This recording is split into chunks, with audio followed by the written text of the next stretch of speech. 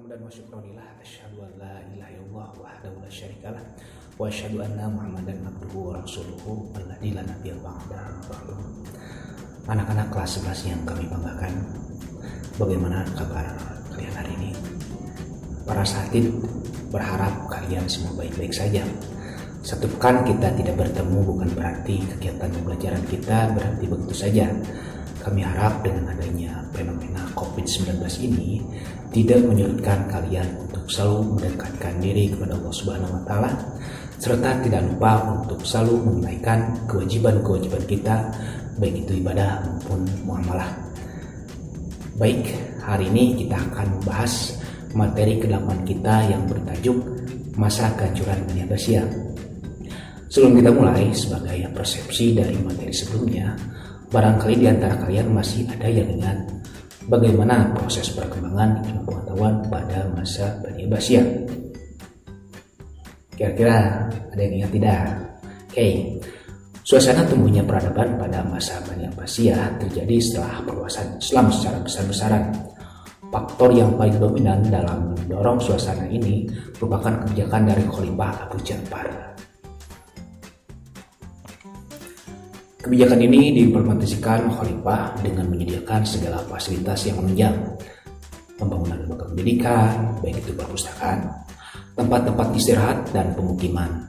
Juga disediakan bagi siapa saja yang mau belajar ilmu pengetahuan pada saat itu.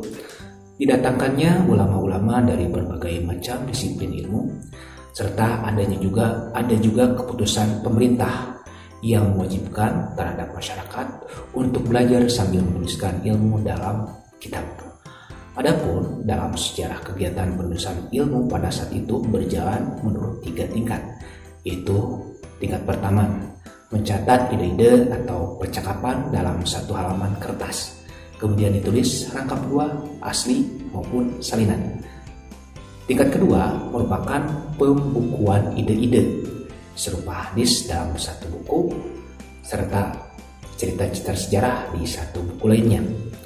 Adapun tingkatan ketiga, tingkatan penyusunan yang lebih halus dan paling sempurna. Segala yang sudah dicatat, diatur, dan disusun dalam bagian-bagian tertentu, serta berbeda satu sama lainnya. Ini merupakan bentuk kodifikasi yang paling sempurna. Nah, itu sebagian persepsi dari materi kita tahun kemarin, persepsi dari minggu kemarin. Baik, kita masuki materi inti mengenai masa kehancuran Bani Abbasiyah. Silahkan kalian buka bukunya pada halaman 78. Oke, hancurnya Bani Abbasiyah dilihat dari beberapa titik perkembangan. Pertama, perebutan kekuasaan dalam istana, terutama pada Khalifah ke-10 dan seterusnya. Lalu perang salib yang berlangsung dari tahun 1095 hingga tahun 1289 Masehi yang berlangsung selama 2 abad. Lalu ada juga penyerangan tentara Mongol yang dipimpin oleh Genghis Khan. Kemudian dilanjutkan oleh sucunya Hulagukan yang diprediksi terjadi pada tahun 1258 Masehi.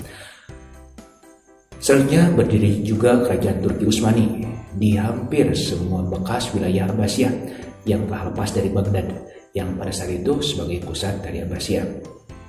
Mengutip dari media online BBC Indonesia, runtuhnya peradaban dapat didefinisikan sebagai hilangnya populasi, identitas, dan kompleksitas sosial ekonomi secara cepat dan permanen. Pelayanan publik hancur dan kekacauan terjadi ketika pemerintah kehilangan kendali atas monopoli kekuasaannya.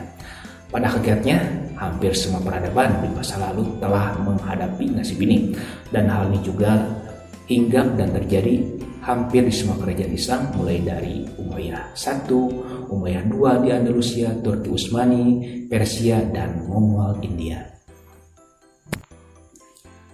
Begitu juga dengan Abbasiyah. Runtuhnya peradaban Bani Abbasiyah disebabkan oleh 2 faktor besar, yaitu faktor internal dan faktor eksternal. Adapun faktor internal yang memicu terhadap kehancuran Bani Abbasiyah dapat disimpulkan secara garis besar dalam 5 poin berikut. Pertama, adanya perebutan kekuasaan. Kedua, adanya balas dendam. Ketiga, praktek perilaku amoral dari khalifah dan pembesar istana. Keempat, sistem peralihan kekuasaan monarki. Kelima, ketidakpuasan masyarakat terhadap pelayanan pemerintahan. 5 poin tersebut sangat berdampak terhadap timbulnya pemberontakan dan juga merupakan bentuk kausalitas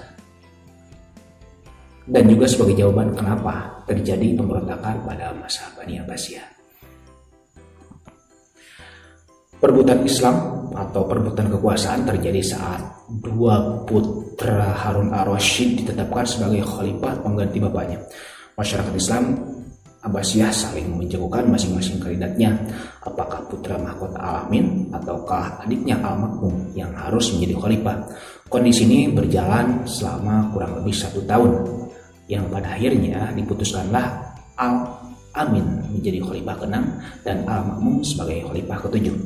Lalu mengenai praktek-praktek amoral yang menghiasi kelakuan khalifah pada saat itu, setiap akhir tahun mereka mengadakan acara-acara seremonial dengan mendatangkan wanita-wanita penghibur dan membeli berbagai macam minuman keras dengan berbagai merek dari negara-negara barat. Tujuannya adalah sebagai bentuk hiburan para khalifah dan para pembesar istana yang telah bekerja selama 1 tahun penuh. Perilaku amoral ini dimulai dari khalifah ke-10. Adapun faktor eksternal yang mempengaruhi kehancuran Bani Abbasiyah diantaranya, pertama, wilayah Abbasiyah yang memang terlalu besar. Kedua, terjadinya perang salib. Ketiga, serangan dari tentara Mongol. Keempat, berdirinya Turki Utsmani. Adapun wilayah Bani Abbasiyah pada saat itu memang terlalu luas. Luasnya wilayah Bani Abbasiyah menyebabkan tidak terpantau dan tidak terbinanya wilayah-wilayah yang secara geografis jauh dari pusat pemerintahan Baghdad. Hal ini juga menyebabkan pemerintah menjadi tidak adil dan memberikan hak wilayah bagian dari Baitul Mal untuk pembangunan infrastruktur, baik pembangunan fisik seperti irigasi, jalan raya, jembatan penghubung kota, dan sarana pendidikan. Sementara kewajiban wilayah-wilayah bagian harus disetorkan secara rutin ke Baitul Mal.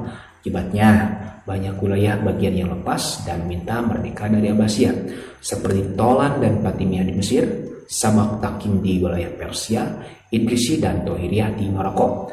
Masa ini disebut juga dengan masa disintegrasi Abbasiyah. Adapun perang salib berlangsung selama kurang lebih 200 tahun, yang dimulai pada tahun 1096 sampai dengan tahun 1287 Masehi. Perang salib berkecamuk di wilayah yang merupakan pusat-pusat perkembangan Islam dan banyak fasilitas umumnya rusak seperti sekolah, masjid, istana, dan lembaga-lembaga pemerintahan umum lainnya. Selain itu, peperangan ini juga mengakibatkan banyaknya masyarakat yang menjadi korban, baik itu dari pihak Nasrani maupun pihak Islam. Lalu timbulnya serangan tentara Mongol. Penyerangan tentara Mongol yang dipimpin oleh Genghis Khan sebagai penguasa Timur Leng terhadap dua pusat peradaban Abbasiyah di wilayah Transosiana, Bukhara dan Samarkand pada tahun 1220 Masehi. Selanjutnya mereka menyerang daerah Abbasiyah lainnya seperti Tajikistan, Turkistan, Armenia sampai daerah Anatolia. Selanjutnya pada tahun 1258 Masehi penyerangan diarahkan ke pusat kekuasaan Abbasiyah mulai dari Syria, Kufah, Jaffa, Hira, Anhar, Damaskus, dan kota Baghdad dengan cara membumi hanguskan kota Baghdad. Adapun selanjutnya berdiri juga kerajaan Turki Utsmani. Berdirinya Turki Utsmani tahun 1292 dengan membawa misi untuk menyelamatkan wilayah-wilayah Abbasiyah yang telah dihancurkan oleh pasukan Mongol. Tapi pada kenyataannya justru ikut memperparah kehancuran Bani Abbasiyah. Oke, mungkin itu hanya sekedar narasi untuk materi pembahasan tentang kehancuran Bani Abbasiyah. Selanjutnya kalian diinstruksikan untuk membuat rangkuman dengan membuat peta konsep, lalu dikirimkan hasilnya. Terakhir ditunggu pada hari Kamis jam 3 sore. Sekian, terima kasih.